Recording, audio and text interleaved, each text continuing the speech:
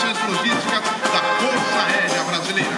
Instalado há 71 anos no campo de Marte, é responsável pela manutenção de aeronaves como os caças F-5, Mirage 2000, C-105 Amazonas e os aviões presidenciais. Seu diretor é o Brigadeiro do Ar Roland Leonardo Avramesco.